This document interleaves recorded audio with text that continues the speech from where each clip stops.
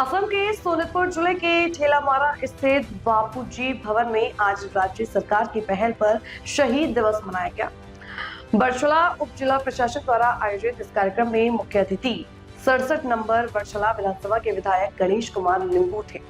कार्यक्रम की शुरुआत उप जिला आयुक्त कमल बरुआ के स्वागत भाषण से हुई, जबकि संचालन बीजेपी नेता पवित्र कुमार नाथ ने किया। कार्यक्रम में ठेलामारा राजस्व चक्र अधिकारी हिमाद्री बोराहा, सहायक आयुक्त आयरिस, अरमान अहमद, जाने आलम, बीजेपी के कई जिला मंडल पदाधिकारी और बड़ी संख्या में स्थानीय लोग मौजूद रहे।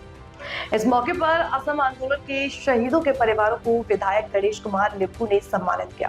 सरकारों निर्देश अनुযায়ী আজি আমি বৰছলা সমজিলা প্ৰশাসনৰ উদ্যোগত বৰছলা বাপুজি ভৱনত শহীদ দিৱস আয়োজন কৰিছোঁ। প্ৰায় 5000 মান মানুহ ইয়াত গোট খাইছে আৰু তাত আমাৰ যিখিনি শহীদ পৰিয়াল আছে বৰছলা সমজিলাৰ তেওঁলোকো আহিছে। আমি তেওঁলোকক সম্বৰ্ধনা জনাইছোঁ। লগতে আমাৰ যি কেন্দ্ৰীয় অনুষ্ঠান হৈছে যি গুৱাহাটীত তাৰ লেব প্ৰেছকেলো কৰা হৈছিলে আৰু ভাল পাইছোঁ, মানুহ ভাল পাব বুলি শুনি ভাল লাগিছে আৰু ৰাখিছোঁ আমাৰ এই অনুষ্ঠানটোত বাকীসকলকো সহযোগ কৰিব। হয়, আমাৰ কাৰণে আজি সৌভাগ্যৰ দিন। আমি ঠেলামৰাবাসী তথা বৰছলাবাসীয়ে আমি সমজিলা যেতিয়াৰ পৰা আমাৰ সমজিলাৰ আমি ঘোষণা হ'ল তেতিয়াৰ পৰা আমি এইবাৰ প্ৰথমবাৰ ইমান ডাঙৰকৈ শ্বহীদ দিৱস উদযাপন কৰিছোঁ। আজি ভাল লাগিছে। আমাৰ শ্ৰদ্ধাঞ্জলি অনুষ্ঠান হৈ গ'ল।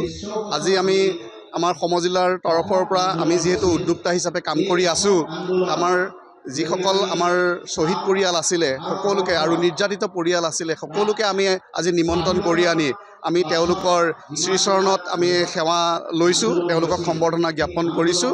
আৰু দেখিছে এতিয়া আমাৰ অনুষ্ঠান চলি আছে।